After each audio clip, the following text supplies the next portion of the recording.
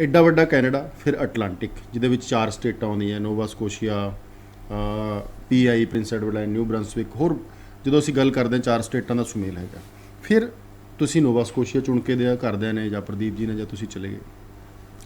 ਫਿਰ ਨੋਵਾ ਸਕੋਸ਼ੀਆ ਦੇ ਵਿੱਚ ਵੀ ਕੋਈ ਬਹੁਤ ਵੱਡਾ ਸ਼ਹਿਰ ਹੈਲੀਫੈਕਸ ਨਹੀਂ ਹੈ, ਛੋਟਾ ਸ਼ਹਿਰ ਸਿਡਨੀ। ਜਦੋਂ ਤੁਸੀਂ ਉੱਥੇ ਗਏ, ਪੱਕੇ ਹੋਏ, ਕਾਮਯਾਬ ਹੋਏ, ਨਾਲ ਦੇ ਬੰਦੇ ਵੀ ਕਈ ਹੋਣਗੇ, ਕਈਆਂ ਨਾਲ ਤਾਲਮੇਲ ਹੁੰਦਾ ਹੈ, ਜੋ BC ਹੈ, ਜੋ ਟੋਰਾਂਟੋ ਹੈਗਾ। ਸੋ ਇੱਕ ਤਾਂ ਰੀਜਨਲ ਏਰੀਆ ਦੇ ਬੈਨੀਫਿਟ, ਨੁਕਸਾਨ ਕੀ ਨੇ, ਬੈਨੀਫਿਟ ਕੀ ਨੇ, ਕੀ ਜਾਣਾ ਚਾਹੀਦਾ ਰੀਜਨਲ ਏਰੀਆ ਦੇ ਵਿੱਚ ਸਟੂਡੈਂਟਸ ਨੂੰ ਕਾਮਯਾਬੀ ਵਾਸਤੇ, ਜਾਂ ਹੋਰ ਜਿਹੜੀਆਂ ਸਿਡਨੀ ਦੀਆਂ ਗੱਲਾਂ ਥੋੜ੍ਹੀਆਂ ਸ਼ੇਅਰ ਕਰੋਗੇ ਛੋਟੇ शहर ਦੀਆਂ।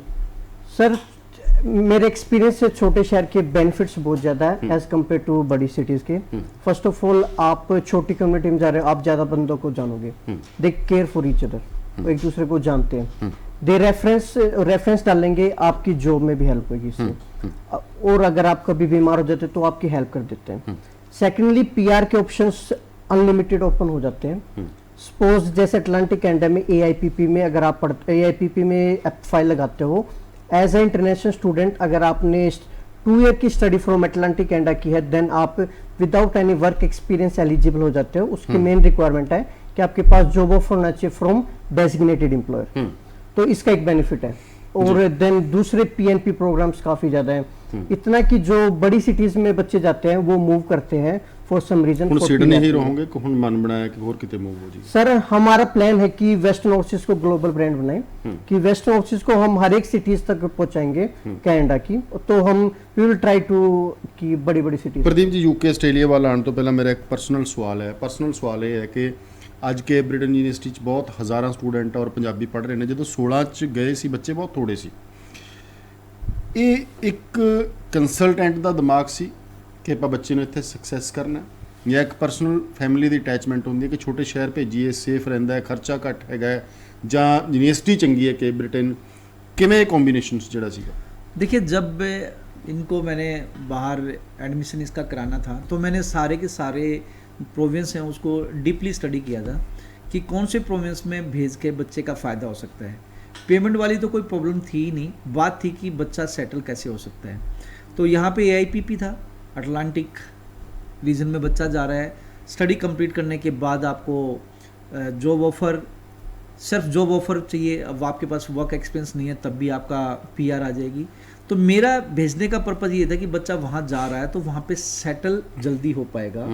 सेकेंडली ये बाद में वहाँ पे जाके रियलाइज़ हुआ कि यहाँ पे खर्चे भी कम हैं, और खर्चे भी कम होने के कारण अब इन लोगों के पास, अगर मैं इनकी बात करूं तो आई थिंक 2 या 3 इन्होंने घर खरीद रखे हैं, ठीक है, 2-3 बिल्डिंग इनके पास हैं, 5-6 रेस्टोरेंट ये रन कर रहे हैं, ठीक है। इसके अलावा क्या नाम है, वेस्टर्न ओवरसीज़ का ऑफिस है। अगर यही मैं टोरंटो साइड में, BC साइड में अगर देखूं तो 3-4-5 गुना वो प्रॉपर्टी महंगी होती। तो बच्चे के लिए बहुत अच्छी बात है कि कम बजट में अगर आप बच्चे को प्रॉपर्टी वहाँ ये प्रॉपर्टी खरीद लेते हैं तो नेचुरल सी बात है, एक्सपोजर है, और वो डे बाय डे वो चीज़ बढ़ रही है आगे। तो अब ये ऐसी स्टेज पे है कि वहाँ से इन्होंने ग्रो कर लिया है कि अब ये टोरंटो में भी जाके फ्लोरिश कर सकते हैं, रेस्ट जितने भी सिटीज़ हैं या प्रोविंस है वहाँ जाके भी फ्लोरिश कर सकते हैं। जैसे कि अंकित ने बताया कि नेक्स्ट प्लान हमारा यही है कि हम न्यू ब्रंसविक में आ रहे हैं, हम टोरंटो में आ रहे हैं, हम ब्रिटिश कोलंबिया में आ रहे हैं, तो हर जगह पे वेस्टर्न ओवरसीज़ ने ऑफिस खोलना है। तो अटलांटिक में जाने का फ़ायदा यही था, मेरा रीज़न यही था कि बच्चे को PR कहाँ जल्दी मिल सकती है जी। PR मिलेगी तो नेचुरल सी बात है बच्चा फिर आगे फ्लोरिश करेगा। अंकल जी, बड़े बच्चे सानू भी मिले जो ਤੁਹਾਡੇ ਕੋਲ ਆਏ ਆ, ਵੈਸੇ ਵੀ ਅਸੀਂ ਇਸ ਇੰਡਸਟਰੀ ਨਾਲ ਜੁੜੇ ਹੋਏ ਆ, ਚੀਜ਼ਾਂ ਸਾਹਮਣੇ ਆਉਂਦੀਆਂ ਰਹਿੰਦੀਆਂ। BC ਦਾਖਲਾ ਲੈ ਲਿਆ, ਪੜ੍ਹੇ, ਫਿਰ ਬਾਅਦ 'ਚ ਸਮਝ ਲੱਗੀ ਕਿ ਨਹੀਂ ਯਾਰ ਮੈਨੂੰ ਤਾਂ ਉੱਥੇ ਜਾ ਕੇ ਕੰਮ ਕਰ ਲੈਣਾ ਚਾਹੀਦਾ। ਕੋਈ ਮੈਨੀਟੋਬਾ ਮੂਵ ਹੋ ਜਾਂਦੇ ਨੇ, ਕਿ ਐਲਬਰਟਾ ਚਲੇ ਜਾਂਦੇ ਨੇ, ਕਈ ਤੁਹਾਡੇ ਵੱਲ ਆ ਜਾਂਦੇ ਨੇ ਸਿਡਨੀ ਵਰਗੇ ਸ਼ਹਿਰਾਂ ਦੇ ਵਿੱਚ, ਜਾਂ ਨੋਵਾ ਸਕੋਸ਼ੀਆ ਦੇ ਬਾਕੀ ਏਰੀਆ ਦੇ ਵਿੱਚ। ਬੱਚਾ ਸਮਝ ਨਹੀਂ ਪਾਉਂਦਾ ਇਸ ਚੀਜ਼ ਨੂੰ ਕਿ ਮੇਰੇ ਲਈ ਛੋਟਾ ਸ਼ਹਿਰ ਔਰ ਅਟਲਾਂਟਿਕ ਰੀਜਨ AIPP ਬਹੁਤ ਬੈਨੀਫੀਸ਼ੀਅਲ ਹੈ। ਉਹਦਾ ਕੰਸਲਟੈਂਟ ਗਲਤੀ ਕਰਦਾ ਹੈਗਾ, ਜਾਂ ਕੀ ਕਾਰਨ ਹੈ? ਜਦੋਂ ਤੁਹਾਨੂੰ ਬੱਚੇ ਮਿਲਦੇ ਨੇ ਕੀ ਦੇਖਦੇ ਹੋ ਤੁਸੀਂ, ਕਿੱਥੇ ਕਮੀ ਹੈਗੀ ਹੈ ਸਾਡੇ स्टूडेंट्स ਦੇ ਵਿੱਚ? सर जो मोस्ट ऑफ द स्टूडेंट, जितना मेरा एक्सपीरियंस है, वो डिसाइड करते हैं कि मेरे फ्रेंड्स और फैमिली कहाँ पे हैं जी, देन उसके बाद वो डिसाइड करते हैं। जितने भी अपने पुराने इंडियंस हैं वो मोस्ट ऑफ देम बड़ी सिटीज़ में सेटल्ड है, तो इस वजह से वो बड़ी सिटीज़ में जाते हैं। देन आफ्टर स्टडीज़ उनको रियलाइज़ होता है कि हर एक प्रोविंस का अपना एक इमिग्रेशन पाथवे प्रोग्राम है, तो वो डिसाइड करते हैं कि आफ्टर स्टडीज़ हमें कहाँ जाना चाहिए। देन इस ये रीज़न से वो मूव करते हैं जो छोटे शहर है, मैनीटोबा हो गया, एल्बर्टा हो गया, या अटलांटिक रीजन्स में मूव करते हैं अपनी पीआर के लिए। देन कुछ ऐसा एक्सपीरियंस भी है, वो मूव होके वहाँ सेटल हो जाते हैं क्योंकि उनको वो एरिया इतना पसंद आता है, पीसफुल है, लोट्स ऑफ अपॉर्चुनिटी है काम करने की, तो वो वहाँ सेटल भी हो जाते हैं। प्रदीप जी, ਇੰਨੀ ਰਿਸਰਚ ਇੱਕ ਘਰ ਦਾ ਮੈਂਬਰ ਭੇਜਣ ਦੀ ਬਦਲੇ ਹੋ ਗਈ, ਜਾਂ ਇਹ ਰਿਸਰਚ ਨੂੰ ਯੂਕੇ, ਆਸਟ੍ਰੇਲੀਆ, ਯੂਐਸ, ਬਾਕੀ ਦੇਸ਼ਾਂ ਦੇ ਵੀ ਅਪਲਾਈ ਕਰਦੇ ਹੋ ਕਿ ਯਾਰ ਜੇ ਇੱਕ ਬੱਚਾ BC ਜਾਂ ਟੋਰਾਂਟੋ ਛੱਡ ਕੇ ਨੋਵਾ ਸਕੋਸ਼ੀਆ, ਬ੍ਰੰਸਵਿਕ ਵਰਗੇ ਸ਼ਹਿਰਾਂ 'ਚ ਕਾਮਯਾਬ ਹੁੰਦਾ ਹੈ ਤਾਂ USA ਜਾਂ UK ਜਾਂ ਆਸਟ੍ਰੇਲੀਆ ਦੇ ਵਿੱਚ ਛੋਟੇ ਸ਼ਹਿਰਾਂ, ਰੀਜਨਲ ਏਰੀਆ ਦੀ ਕਾਮਯਾਬੀ ਜਾਂ ਬੈਨੀਫਿਟ ਵਾਸਤੇ ਵੈਸਟਰਨ ओवरसीज़ ਕੀ करता? देखिए सर, ये बहुत बढ़िया क्वेश्चन है। हम हमेशा डीप रिसर्च करते हैं। मेरा 17-18 साल का एक्सपीरियंस है।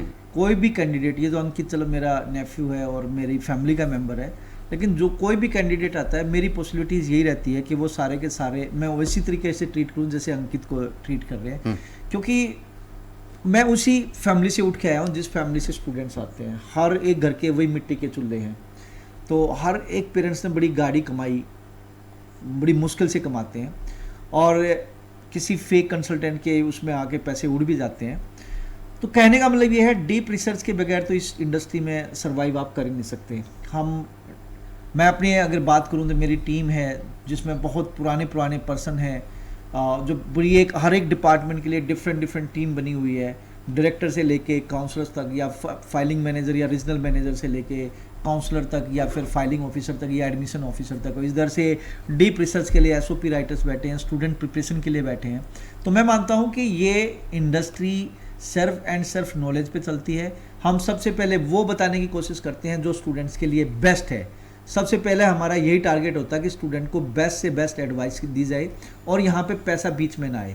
उसके बाद हम स्टूडेंट पे छोड़ देते हैं कि अब स्टूडेंट क्या चाहता है। तो आप चाहे कनाडा जाना चाहते हैं, चाहे ऑस्ट्रेलिया, चाहे न्यूजीलैंड, चाहे UK, चाहे USA, चाहे यूरोप, वेस्टर्न ओवरसीज इस बात के लिए कमिटेड है कि आपके करियर की बात करेगा।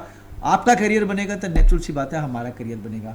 जितने बच्चे बाहर जाएंगे, जितने बच्चे बाहर जाकर सेट होंगे, जितने बच्चे बाहर जाकर अपना करियर बनाएंगे, उतना ही day by day Western Overseas rise करेगा। This is my philosophy. Ankit ji, ਜਦੋਂ ਤੁਸੀਂ ਬਤੌਰ ਸਟੂਡੈਂਟ ਬੈਠਦੇ ਹੋ, ਮੈਂ ਸਟੂਡੈਂਟ ਦੀਆਂ ਗੱਲਾਂ ਕਰ ਸਕਦਾ, ਹੁਣ ਬਤੌਰ ਤੁਸੀਂ RICC RCIC ਬਤੌਰ ਬੈਠੇ ਹੋ ਸਾਡੇ ਨਾਲ, ਔਰ ਜੇ ਮੈਂ ਇਹਨੂੰ ਥੋੜ੍ਹਾ ਜਿਹਾ ਖੋਲ੍ਹ ਦੇਵਾਂ ਆਪਣੇ ਸਵਾਲਾਂ ਦੇ ਇਸ ਪਟਾਰੇ ਨੂੰ, ਤਾਂ ਮੇਰਾ ਇੱਕ ਇਹ ਵੀ ਸਵਾਲ ਹੈ ਕਿ ਬੜੇ ਸਾਰੇ ਹੋਰ ਵੀਜ਼ੇ ਵੀ ਨੇ ਸਟੂਡੈਂਟ ਤੋਂ ਇਲਾਵਾ ਜਿੱਥੇ ਐਕਸਪਲੋਰ ਕਰ ਸਕਦੇ ਹਾਂ, ਡਾਇਰੈਕਟਲੀ PR ਹੈ ਜਾਂ PNP ਲੱਗਦੀਆਂ, ਜਾਂ ਇੱਕ ਇੰਟਰਨੈਸ਼ਨਲ ਪੱਧਰ ਦੇ ਉੱਪਰ ਘੁੰਮਣਾ ਫਿਰਨਾ ਜਿਹਨੂੰ ਅਸੀਂ ਟੂਰਿਸਟ ਵੀਜ਼ਾ, ਵਿਜ਼ਟਰ ਵੀਜ਼ਾ ਬਹੁਤ ਵੱਡੇ ਪੱਧਰ ਤੇ ਕਹਿ ਦਿੰਦੇ ਹਾਂ। ਸੋ ਅੱਗੇ 22 ਦੀਆਂ ਪਾਲਿਸੀਜ਼ ਨੂੰ ਲੈ ਕੇ, ਕਿਉਂਕਿ ਤੁਹਾਨੂੰ ਪੜ੍ਹਾਇਆ ਜਾਂਦਾ, ਕਾਨੂੰਨ ਪੜ੍ਹਾਇਆ ਜਾਂਦਾ, ਇੰਡੀਕੇਸ਼ਨ ਦਿੱਤੇ ਜਾਂਦੇ ਨੇ ਕਿ ਅੱਗੇ ਕੀ ਕਰਨਾ ਹੈਗਾ। ਪੰਜਾਬੀਆਂ ਦੇ ਜਾਂ ਹਰਿਆਣਵੀਆਂ ਦੇ ਜਾਂ ਨਾਰਥ ਇੰਡੀਅਨਸ ਲਈ ਕੈਨੇਡਾ ਜਾਣ ਦੇ ਹੋਰ ਕਿਹੜੇ ਮੌਕੇ ਨੇ ਸਟੱਡੀ ਵੀਜ਼ਾ ਦੇ ਨਾਲ? सर, एक्सेप्ट फ्रॉम स्टडी वीज़े 85+ PNP प्रोग्राम्स हैं, AIPP इकोनॉमिक प्रोग्राम है, डायरेक्ट PR प्रोग्राम है, सेकेंडली LMI है, वर्क परमिट है, देन उसके बाद कुछ डिमांड ऑक्यूपेशंस हैं, secondly nannies, home care workers के लिए प्रोग्राम्स हैं, तो और टूरिस्ट वीज़ा है, स्पाउसल ओपन वर्क परमिट। अगर आप मैरिड हो, आपका जो मेन एप्लीकेंट है वो कनाडा में आइदर वर्क परमिट पे हो, स्टडी वीज़ा पे हो, देन आप उनको ज्वाइन कर सकते हो। टूरिस्ट वीज़ा आजकल बहुत अच्छे रिजल्ट्स आ रहे हैं, 35 to 40 डेज में उनके रिजल्ट आ रहे हैं। उनकी मेन रिक्वायरमेंट है आपके पास फाइनेंशियल साउंड होने चाहिए और आपके टाई अप्स इंडिया में शो होने चाहिए। सेकेंडली मल्टीपल PNPs ओपन है, ऑक्यूपेशन इन डिमांड है। अब जैसे आजकल नर्सिस के लिए काफ़ी ऑक्यूपेशन इन डिमांड में है, सस्कैचुअन में SINP है, वो भी ओपन है, तो बहुत सारे PNPs ओपन है इस टाइम पे। ਅੱਛਾ, ਮੈਨੂੰ ਇੱਕ ਚੀਜ਼ ਸਮਝਾਓ, AIPP 2016-17 'ਚ ਐਕਸਪੈਰੀਮੈਂਟਲ ਪ੍ਰੋਗਰਾਮ ਸੀ, ਸ਼ਾਇਦ ਮੈਂ 16 'ਚ 17 ਸੀ, ਇੱਥੇ ਸ਼ੁਰੂ ਹੁੰਦਾ ਸੀ, ਜ਼ਿਆਦਾ ਨਹੀਂ ਸੀ, 2200-2500 ਲੋਕਾਂ ਲਈ ਖੋਲ੍ਹਿਆ ਗਿਆ, ਉਹ ਵੀ ਪੂਰੇ ਨਹੀਂ ਸੀ ਹੋਏ। ਕੀ ਕਾਰਨ ਹੈ ਕਿ ਅਟਲਾਂਟਿਕ ਦਾ ਐਡਾ ਵਧੀਆ ਪ੍ਰੋਗਰਾਮ ਹੈ, ਠੀਕ ਹੈ, ਅੰਪਲਾਇਰ ਬੇਸਡ ਹੈਗਾ, ਜਿਹੜੇ ਰਜਿਸਟਰਡ ਡੈਜ਼ਿਗਨੇਟਡ ਅੰਪਲਾਇਰ ਹੈਗੇ ਆ, ਉਹਨਾਂ ਨੂੰ ਜਿਹੜੇ ਕਾਮੇ ਨੇ ਦੁਨੀਆ 'ਚ ਉਹ ਨਹੀਂ ਮਿਲਦੇ, ਜਾਂ ਕਾਮੇ ਨੂੰ ਅੰਪਲਾਇਰ ਦੇ ਵਿੱਚ ਮਤਲਬ ਬ੍ਰਿਜ ਕਰਨ ਵਾਲਾ ਕੋਈ ਵਿਅਕਤੀ ਨਹੀਂ ਹੈ? ਕੀ ਕਾਰਨ ਹੈ, ਖਾਲੀਆਂ ਰਹਿ ਜਾਂਦੀਆਂ ਅਸਾਮੀਆਂ? सर, जब प्रोग्राम स्टार्ट हुआ था फर्स्ट ईयर में ये अनसक्सेसफुल था, बट नेक्स्ट ईयर जाके ये इतना सक्सेसफुल है, इसी रीजन से ये परमानेंट बना है। सेकेंडली एक स्टैटिस्टिक बताते हैं कि इस प्रोग्राम के under all over world application submit हुई है जी। International student from India, China, Pakistan, हर एक कंट्री से एप्लीकेंट्स गए हैं, और इन्होंने अपनी मिडल मैन भी डाल रखे हैं जिनको बोलते हैं कम्युनिटी सर्विसेज जी। वो हेल्प करते हैं उनको इंटीग्रेट करने में सोसाइटी में कि आपको क्या क्या हेल्प चाहिए। और ये प्रोग्राम अब परमानेंट प्रोग्राम है और रिक्वायरमेंट्स ऑलमोस्ट सेम है, थोड़ी सी उन्होंने और ईजी किया है। ਜੀ हाँ ਪਹਿਲਾਂ ਤਾਂ ਮੈਨੂੰ ਸਮਝਾਓ, ਇੱਕ ਸਟੂਡੈਂਟ ਦੀ ਲਾਈਫ ਜਦੋਂ ਇੱਥੋਂ ਜਾਂਦਾ ਹੈ ਉਹਦੇ ਵਿੱਚ ਕਿਹੜੇ ਕਿਹੜੇ ਚੈਲੰਜ ਤਾਂ ਬਹੁਤ ਆਉਂਦੇ ਹੋਣੇ, ਹਰ ਤਰ੍ਹਾਂ ਦਾ ਚੈਲੰਜ ਹੈ ਜਦੋਂ ਅਸੀਂ ਨਵਾਂ, ਇੱਕ ਥੋੜੇ ਜਿਹੇ ਉਹ ਚੈਲੰਜਸ ਦੱਸੋ ਜਿੱਥੇ ਅਸੀਂ ਗਲਤੀ ਕਰਕੇ ਆਪਣਾ ਜੀਵਨ ਖਰਾਬ ਕਰ ਸਕਦੇ ਹਾਂ, ਕਿਹੜੀ ਕਿਹੜੀ ਚੀਜ਼ਾਂ ਤੋਂ ਬਚਣਾ ਚਾਹੀਦਾ ਹੈ, ਕਿਹੜੇ ਕਿਹੜੇ ਚੈਲੰਜਸ ਆਉਂਦੇ ਆ ਤੇ ਉਹਨਾਂ ਦਾ ਸੋਲੂਸ਼ਨ ਔਰ ਹੱਲ ਕੀ ਦੇਖਦੇ। सर चैलेंज समझने को चैलेंज है, अदरवाइज अगर आप लीगल और राइट वे से जाते हो तो सारी प्रॉब्लम्स इजी हो जाती है जी। फर्स्ट ऑफ ऑल जब हम स्कूल में जाते हैं, कॉलेज में, उनको स्कूल बोलते हैं जी, वहां जाके आप अपनी स्टडी करो। स्टडी स्टार्ट करने से पहले आप काम मत करो, वो इलीगल है। जब तक आपकी स्टडी स्टार्ट नहीं होती आप लीगली काम नहीं कर सकते हो। जी, वंस स्टडी स्टार्ट हो जाती है आप 20 आवर्स पर वीक करो, ये बाय लॉ है IRCC का कि आप 20 आवर्स पर वीक काम कर सकते हो और इन कैंपस आप कितना भी काम कर सकते हो, depend upon your study schedule. जी, ठीक है सर। ये फर्स्ट थिंग कि बच्चे कई बार कैश पे जॉब करते हैं या कानून ना तोड़ो, हाँ, पहला था ये। मतलब हर कोई लॉ फॉलो करो। सेकंड ऑप्शन, कुछ बच्चे खराब हो जाते हैं, वो करते हैं ड्रिंक एंड ड्राइव। वहां जाके बाहर होके फ्री हो जाते हैं, ड्रिंक करके ड्राइव कर लेते हैं, वो एक सीरियस क्रिमिनलिटी आ जाती है, 5 साल के लिए डिपोर्ट और बैन हो सकता है। जो एक रिसेंटली केस भी आया था नाइग्रा फॉल में, बच्चे ने ड्रिंक एंड ड्राइव कर ली और उसको डिपोर्ट किया था। ऐसे बहुत सारे केस हैं, आप कनाडा की वेबसाइट पे पढ़ सकते हो।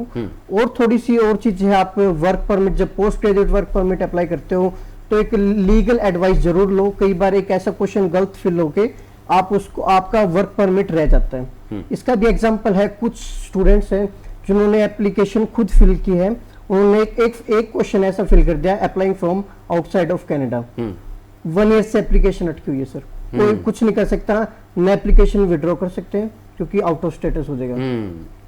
तो जब भी आप ऑफशोर चलेगी, ऑफशोर पे चलेगी। जब भी कोई आप अपनी एप्लीकेशन अप्लाई करते हो तो एक बार लीगल एडवाइस जरूर लो किसी लॉयर से।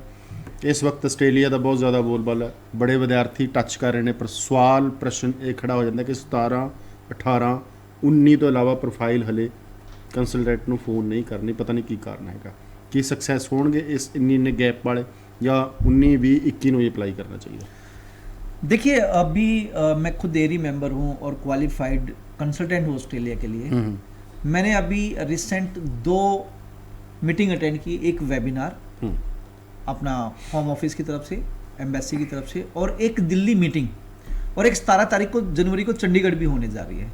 जो दिल्ली मीटिंग थी वो ऑस्ट्रेड एंड ऑस्ट्रेलिया हाई कमीशन, और फेस टू फेस जैसे हम बैठे हैं ऐसे हमने तकरीबन आधा पौना घंटा हमने डिस्कशन किया है। वो कह रहे हैं we are ready to rock, आप एप्लीकेशंस डालिए, हम वीज़ा देंगे, लेकिन देखिए उस प्रोफाइल को वीज़ा मिलेगा जो बच्चा जेन्युइन होगा। अब मैं आता हूँ आपके गैप पे, ये क्वेश्चन था मेरा भी उनसे कि जी जो बच्चे गैप हो गए जिन बच्चों के, उनका क्या। तो एज पर देम कोविड आया था मार्च 2020 में, तो जो बच्चे 2020 पास आउट हैं या 21 पास आउट हैं, वो कह रहे हैं उनके बारे में हम कुछ भी नहीं पूछेंगे, चाहे बच्चा 12 पास है चाहे ग्रेजुएट है, हमें पता है उस टाइम 20 और 21 के बारे में, क्योंकि इसमें कोविड रहा है, हम नहीं पूछेंगे। लेकिन इससे पहले कोई गैप है तो गैप की जस्टिफिकेशन बच्चे को देनी पड़ेगी। तो जो बच्चे 12 पास हैं, 2020 पास आउट है, हाई पॉसिबिलिटी है आपका वीजा लगेगा। अगर आप ग्रेजुएट हैं, चाहे आप 2015 पास आउट भी हो, जब तक एलिजिबल हो, जब तक आप गैप फिल करोगे। 19 ਵਾਲਾ ਜਿਹੜਾ ਹੈ, 19 ਵਾਲਾ ਤਾਂ +2 ਜਾਂ ਗ੍ਰੈਜੂਏਸ਼ਨ ਕਰਨ ਤੋਂ ਬਾਅਦ ਸੋਚਦਾ ਹੈ ਕਿ ਆਇਲਸ ਕਰਾਂਗਾ, ਸੋਚਾਂਗਾ, ਜਾਵਾਂਗਾ, ਤਿਆਰੀਆਂ ਜੀ। ਇੱਕ ਨਾਰਥ ਇੰਡੀਆ ਦਾ ਟ੍ਰੈਂਡ ਹੈ ਕਿ ਅਸੀਂ ਕੁਝ ਨਹੀਂ ਕਰਦੇ ਪਹਿਲਾਂ, +2 ਦੇ ਦੌਰਾਨ ਜਾਂ ਫੰਡਾਂ ਨੂੰ ਲੈ ਕੇ, ਆਇਲਸ ਨੂੰ ਲੈ ਕੇ ਕੁਝ ਨਹੀਂ ਕਰਦੇ। ਸਾਡੇ ਹੱਥ 'ਚ ਜਦੋਂ ਸਰਟੀਫਿਕੇਟ ਆਉਂਦਾ ਉਸ ਦਿਨ ਅਸੀਂ ਸਕੂਟਰ ਮੋਟਰਸਾਈਕਲ ਦੀ ਕਿੱਕ ਮਾਰਦੇ ਹਾਂ ਜਾਂ ਕਾਰ ਨੂੰ ਸੈਲਫ ਮਾਰਦੇ ਕਿ ਹੁਣ ਨਿਕਲੀਏ। तो ये 5-7 महीने का प्रोसैस होंदा है। 19 वाले लिए भी मेरा ख्याल कोई गैप का इशू नहीं होना चाहिए। देखिए आप SOP कितनी अच्छी बनाते हो, आप किस तरीके से जस्टिफाई करते हो कि 19 आप पास आउट थे और आपने, क्योंकि 1 साल इंटरनेशनल स्टूडेंट को चाहिए, उसको आइल्स करनी है, पासपोर्ट बनवाना है, फंड तैयार करने हैं, तो आप ये चीज़ें मेंशन करके देंगे कि भाई मैं ऐसे ऐसे अपनी पूरी प्लानिंग में था, इन मीन टाइम कोविड आ जाता है। तो पॉसिबिलिटीज़ है कि भाई यूनिवर्सिटी या कॉलेज आपको एडमिशन देगी, पॉसिबिलिटीज़ है हाई कमीशन आपको वीज़ा देगी। लेकिन एक चीज़ देखने वाली बात है कि कोविड आ गया, कम से कम आपको इतना तो अंदाज़ा है ही कि भाई कोविड चल रहा है, 1 साल 19 में आपका गैप हो गया, 20 भी आने वाला, 20 भी जाने वाला है, तो वो टाइम क्यों वेस्ट किया? उस टाइम इंडिया में बच्चों ने एडमिशन क्यों नहीं लिया? देखिए पढ़ाई नहीं रुकी है, चाहे वो ऑनलाइन चली है, चाहे इंडिया में है, चाहे अब्रोड में है, प्रोसेस तो चल रहा है, यूके ਦਾ ਵੀ ਚੱਲਿਆ, ਕੈਨੇਡਾ ਦਾ ਵੀ ਚੱਲਿਆ। चला है ना। तो मैं वही कहना चाह रहा हूँ, तो ऐसे जो आप सिंपैथी लेना चाहते हैं ये ज़्यादा वर्क नहीं करेंगी। हाँ, 20 और 21 एक जेन्युइन रीज़न है, 19 अगर आपका रीज़न रहा है 12th वाले बच्चों के लिए तो पॉसिबिलिटीज़ है, गारंटी कुछ नहीं है, बट अगर कोविड वाली सिचुएशन डालोगे आप तो हाई पॉसिबिलिटी है। लेकिन जो बच्चे 19 पास आउट हैं, अगर आप आइल्स का एक साथ साथ अगर अपना एडमिशन इंडिया में ले लेते, क्योंकि मैं हर एक इंटरव्यू में बोलता हूँ कि भाई दोनों हाथों में लड्डू रखो, आपने अब्रॉड जाना है इंडिया में भी एडमिशन रखो, क्योंकि आपने 10 12 15 लाख रुपए आप खर्च सकते हो, तो यार इंडिया में भी एडमिशन ले लो, साल का 50,000 यहाँ भी पे कर दो, क्या दिक्कत है? कल ने वीज़ा लगता है, वेल एंड गुड है, नहीं तो आप बैचलर के बाद भी ट्राई कर सकते हो। सर आज की डेट में इतना बच्चा मार्केट में घूम रहा है जो 17 pass out, 18 pass out, 19 pass out या 20 पास आउट, मैं जब उनसे पूछता हूँ उनके पास जवाब नहीं है। मैंने कहा यार ये इतना गैप क्यों कर लिया? 18 पास आउट, 21 में तो आपकी बैचलर हो जाती, अब 19 पास आउट, 22 में अब आपकी बैचलर हो जाती। बोले सर किसी ने गाइड ही नहीं किया। अरे भैया ये गाइड, आप खाना खाने के लिए जब भूख लगती है तो अपने आप खाते हो ना, कोई गाइड नहीं करता ना। तो ये तो आपका करियर था, ये आपने डिसाइड करना था, आपने सोचना था। आप ऐसे टर्निंग पॉइंट पे हो, कल ने वीज़ा लगता है, वेल एंड गुड, वीज़ा नहीं लगता तो कम से कम आपका गैप तो ना हो। मैं फिर भी हर एक स्टूडेंट को बोलना चाहूँगा आगे फ्यूचर में ऐसी गलती ना करें, अपना दोनों हाथों में लड्डू रखना बहुत ज़रूरी है। फिर भी मैं स्टूडेंट्स को इन्वाइट करना चाहूँगा, जिन बच्चों के गैप हो चुके हैं वो एक बार आए, मिले। एक कंट्री आपको वीज़ा दे रहा है, वेल एंड गुड है, नहीं तो अड़ियल ना रहे, उस कंट्री में चले जाए जिस कंट्री का वीज़ा मिल रहा है। ਗੱਲਾਂ ਜਾਂ ਸਵਾਲ ਕੁਝ ਹੋਰ ਵੀ ਸੀ ਕਿਉਂਕਿ ਅੰਕਿਤ ਜੀ ਆਏ ਨੇ ਔਰ ਅਸੀਂ ਉਸ ਸ਼ਹਿਰ ਦੇ ਵਿੱਚ ਬਹੁਤ ਵਾਰ ਵਿਜ਼ਿਟ ਕੀਤਾ, ਮਨ 'ਚ ਕਈ ਸਵਾਲ ਵੀ ਨੇ, ਪਰ ਸਮਾਂ ਜਿਹੜਾ ਹੈਗਾ ਸਟੂਡੀਓ ਦੀ ਘੜੀ ਅਲਾਓ ਨਹੀਂ ਕਰ ਰਹੀ ਕਿ ਹੋਰ ਸਵਾਲ ਪੁੱਛੀਏ ਤੇ ਇਸ ਪ੍ਰੋਗਰਾਮ ਨੂੰ ਵਾਈਂਡ ਅਪ ਕਰਾਂਗੇ। ਪ੍ਰਦੀਪ ਜੀ ਤੁਹਾਡਾ ਬਹੁਤ ਬਹੁਤ ਸ਼ੁਕਰੀਆ ਜੀ, ਥੈਂਕ ਯੂ ਸਟੂਡੀਓ 'ਚ ਆਏ, ਔਰ ਅੰਕਿਤ ਜੀ ਤੁਹਾਡਾ ਵੀ ਸ਼ੁਕਰੀਆ। ਅਸੀਂ ਉਮੀਦ ਕਰਾਂਗੇ ਜੇ ਲੰਮਾ ਸਮਾਂ ਇਹ ਇੱਥੇ ਹੋਏ ਤਾਂ ਦੁਬਾਰਾ ਕਿਸੇ ਸ਼ੋਅ ਦੇ ਵਿੱਚ ਬੁਲਾ ਕੇ ਕੁਝ ਹੋਰ ਟੈਕਨੀਕਲ ਗੱਲਾਂ, ਛੋਟੀਆਂ-ਛੋਟੀਆਂ ਗੱਲਾਂ, ਕੋਰਸਸ ਨੂੰ ਲੈ ਕੇ, ਜਿਹੜਾ ਕਿ ਬ੍ਰਿਟੇਨ ਹੈ ਉੱਥੋਂ ਦੇ ਖਰਚਿਆਂ ਨੂੰ ਲੈ ਕੇ, ਉੱਥੋਂ ਦੇ ਹੋਰ ਬੈਨੀਫਿਟਸ ਨੂੰ ਲੈ ਕੇ ਡੀਪਲੀ ਇੱਕ ਸ਼ੋਅ ਕਰਨ ਦੀ ਕੋਸ਼ਿਸ਼ ਕਰਾਂਗੇ ਜੇ ਸਮਾਂ ਲੱਗਿਆ ਤਾਂ। ਉਦੋਂ ਤੱਕ ਲਈ ਆਪਣੇ ਦੋਸਤ ਰਣਵੀਰ ਸੰਧਰਾਗੇ ਦਾ ਧੰਨਵਾਦ। ਸਤਿ ਸ਼੍ਰੀ ਅਕਾਲ।